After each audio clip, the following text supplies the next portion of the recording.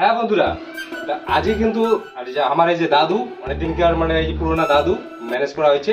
এই দাদুতে নাকি পুরোনো শৈতান দ্বারা এই পুতুল নাচের কিছু কাহিনী জানা আছে। তো এই দাদু এই কাহিনী যে কবে, বন্ধুরা তোমরা কিন্তু এই ভিডিওটার সাথে অবশ্যই থাকবে।